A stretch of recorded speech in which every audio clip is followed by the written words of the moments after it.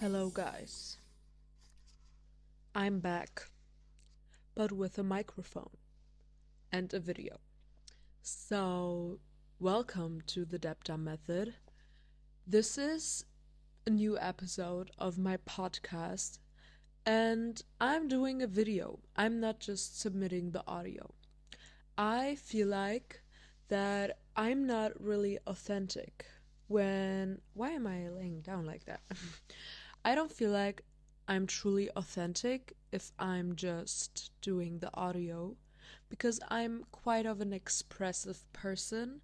I use my hands, my face, and etc. a lot. Also, I was always writing a script and I was reading from that script. And I feel like I put myself into a cage because somehow, like, when I'm very trying to talk freely, I feel like I'm wandering around with my words or I'm ashamed that my English isn't the best. But no, if you would like to listen, then you will stay and listen. And if you don't like, you don't like. And it doesn't matter. Because I just put myself out here. And I'm doing the podcast. So if you don't like, leave. If you like, stay. So, this is my newest episode, and I don't really know what I will talk about in this episode. I will just start and yap. And I feel like I want to examine the year 2025 because I heard that in Chinese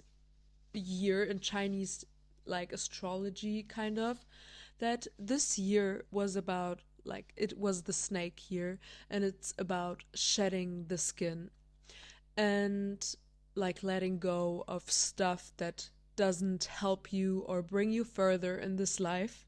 And the next year is the horse year. So 2026 is about the horse.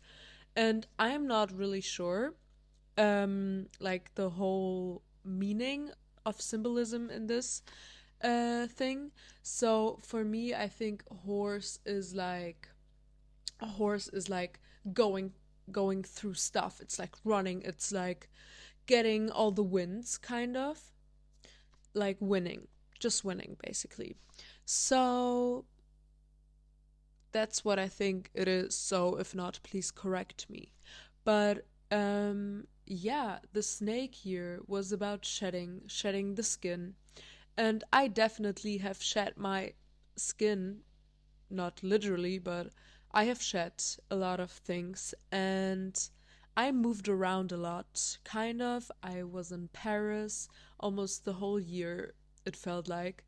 But at the same time, I was completing my bachelor's within 5 semesters instead of 6. So I had like 10,000 exams and somehow still managed to write my bachelor thesis.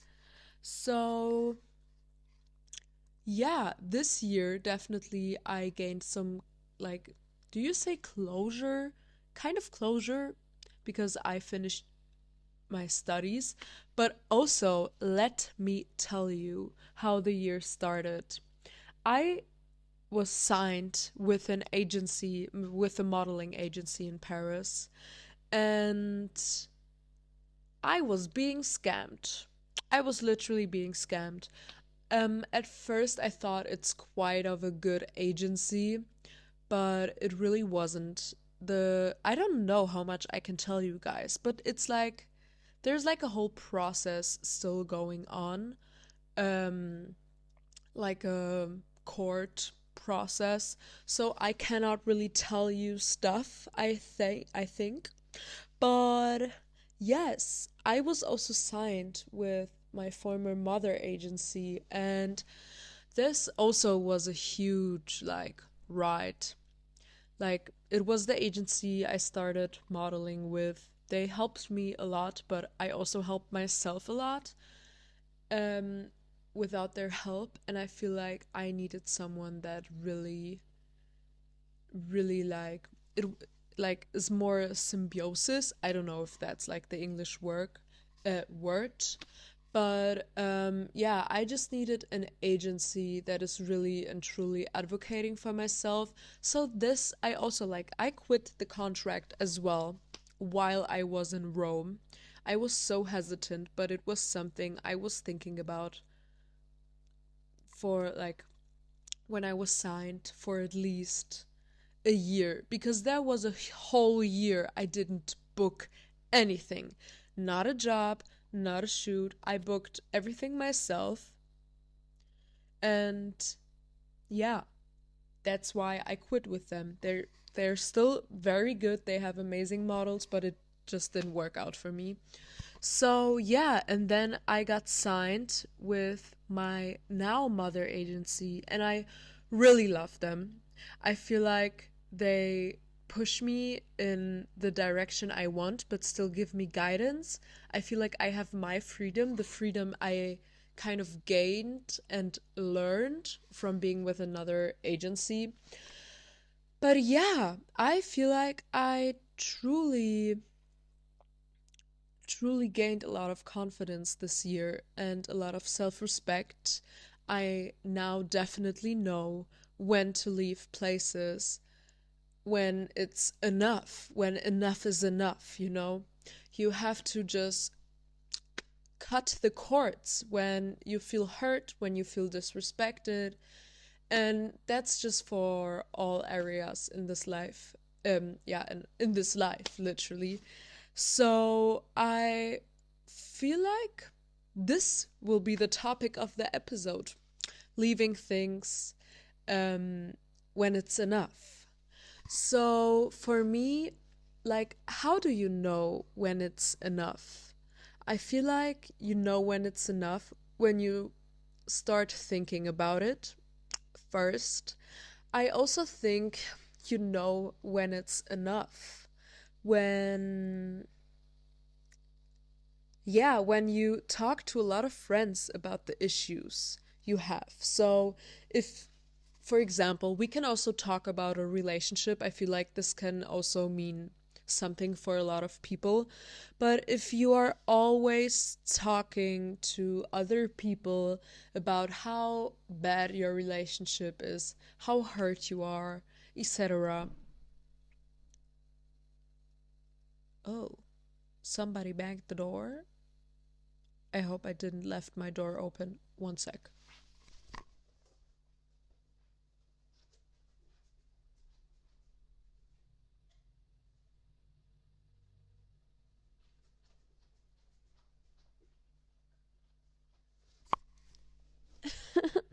I didn't left my door open, but I was scared for a sec. So I would say, you know what, you know when it's enough. Wait, where was I? You know when it's enough when you constantly complain. When you constantly complain to your friends about a certain situation, and yes, sometimes there can be a solution to things. For example, if you are in a relationship and there's a reoccurring issue, it might have to do something about trauma, about something both parties, like both partners, separately have to work on in order so, like, it can work out, kind of. Because I'm not a big fan of saying to people, yeah, break up when it's shitty.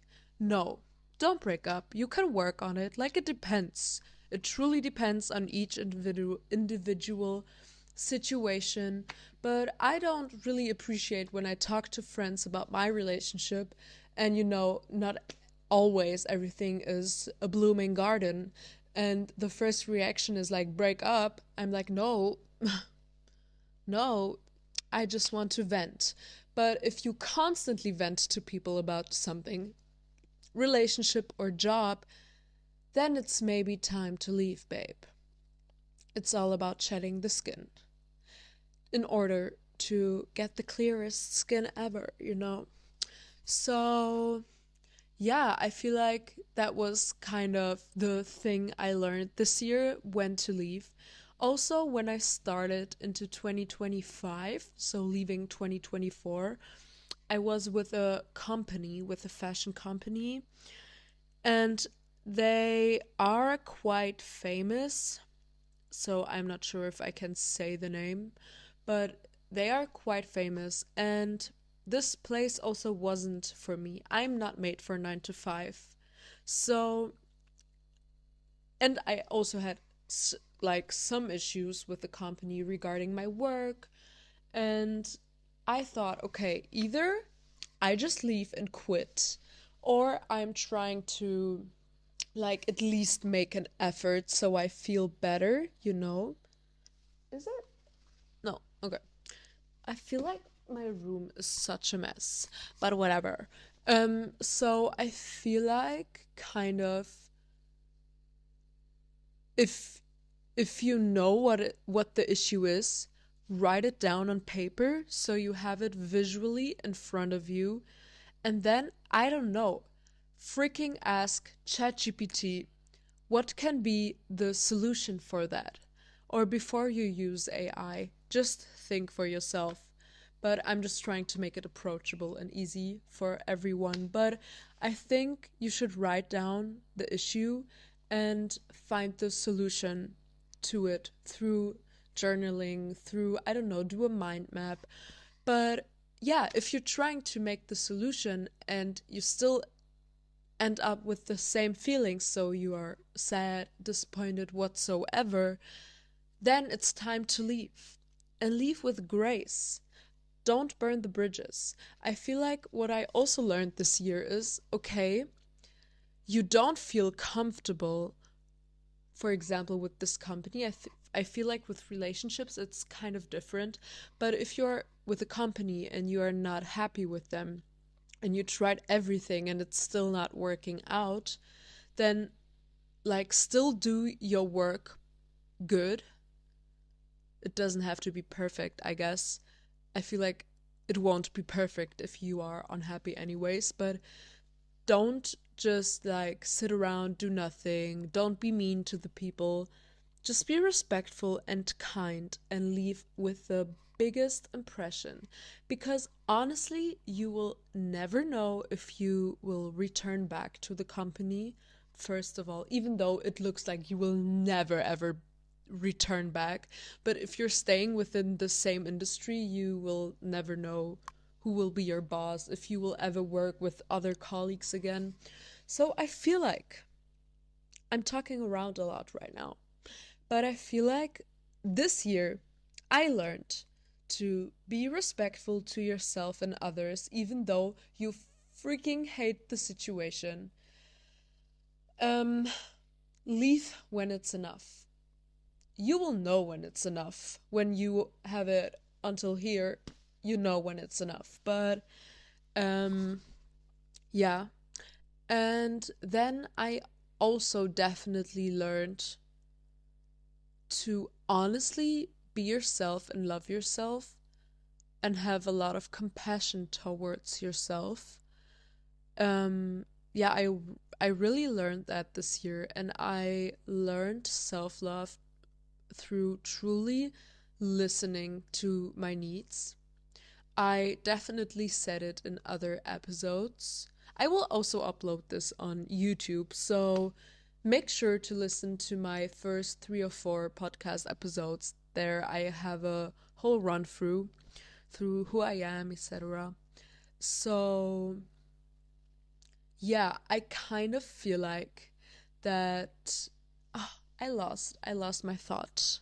Wait a sec.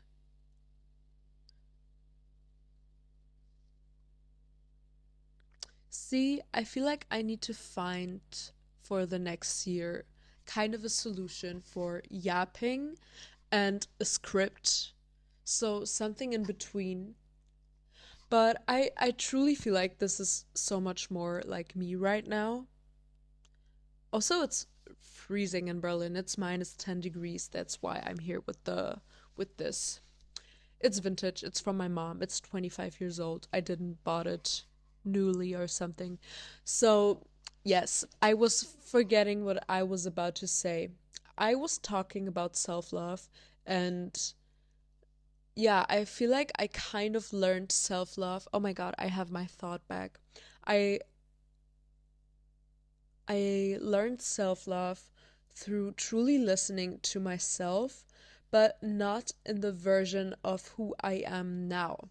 So, what mean by that is I am trying when I feel very sad, when I feel lost, when I have anxiety or whatsoever, I am talking to myself as if I am a child. So I'm just thinking, okay, it's probably my inner child that needs healing in this situation right now. So I'm just asking myself, okay, what would my 6 year old version right now want? Does she want a hug? Does she wants to feel loved? Is she hungry? Is she thirsty? Does she just need to breathe? I don't know. That's something that truly, truly helped me this year. And yeah, I think for next year, I have a lot of plans regarding traveling.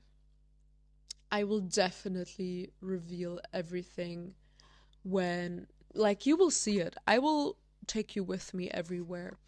But yeah, I'm really excited or like interested, kind of interested, as if I was reading somebody else's story, kind of interested where my career will take me, kind of, because I'm kind of open to everything, but at the same time, I have a specific plan made up in my mind.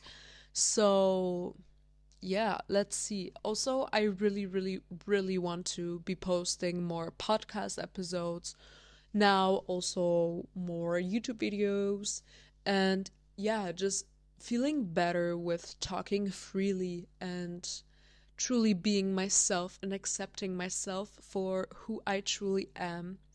And also, I need to show you something. If you're just listening to the podcast, I will just also describe it in case you don't see the video right now. But I was at the birthday party and it was the best birthday party I ever was at. It was like a 25th birthday of a really good friend I actually met at the company I left last year. So everything happens for a reason. She's now a really, really good friend of mine and she celebrated her birthday. And it was so nice and so refreshing. I feel like our generation, so everybody who's in their 20s right now, um, I don't know. I feel like we have so much pressure for having a good time, but especially with alcohol. So I don't know. Everybody, especially in Berlin, is just going to bars, drinking alcohol. Every birthday is celebrated with alcohol, and I truly hate it because I don't really like to drink alcohol. And this birthday, guys, it was amazing. We were drinking tea. There was only tea, a few selections of tea. Um some apple juice, kind of. I don't know. I think it was apple juice, whatever. And vegan snacks. It was really nice. We were, I think, 15 people. And also the balance between guys and women were equal. So that also felt kind of nice because everybody participated, kind of. I will get to the point. But yeah, we were crafting, we were doing journals. And this is the journal I made. I put it into a foil because I put so much glitter on it. These are my initials. I put so much glitter on it that I don't know. I don't want to have it all over my room. But yeah, this is the journal I made. I was kind of in a mermaid kind of vibe because I'm also Pisces, you know. So I just put a seashell here on the bow, some buttons, and yeah, that was the birthday. And I don't know, I feel like I will journal a lot into this book, but also I would be kind of sad if it's like full. So maybe I just have to do multiple journals. But yeah, I was kind of, yeah, inspired by women in general and by my star sign. And there we have 2026, and I already started writing in preparations to do before things to do before 2026, or like in the beginning of next year, because I have some plans. And oh my god, one thing I definitely need to work on is kind of my discipline, like truly my discipline, because as you know, I model, and for modeling, you have to have a specific diet. That's a whole nother topic I can dive into, but I feel like this is already long enough, the podcast. But yeah, I truly kind of need to be more disciplined because I eat a lot of sugar. A lot. Like, I also cannot stop myself. Like, I want to quit sugar definitely for next year.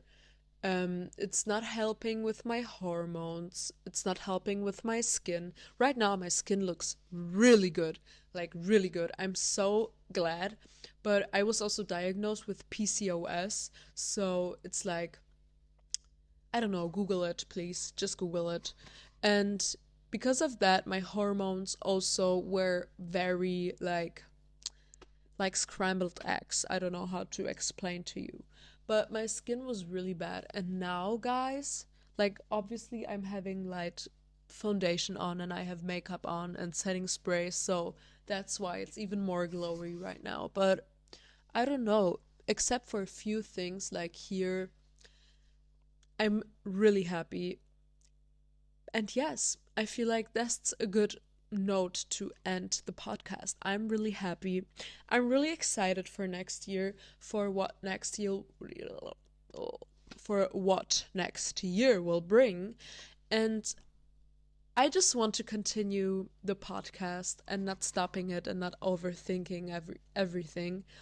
Obviously, every episode will get better by publishing and not by hesitating and thinking about it.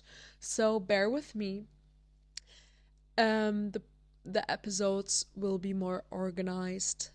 I hope you still could take something nice for you. If you don't resonate with something I said, just leave it here. Just take what you need. And yes, I hope to see you soon. Bye.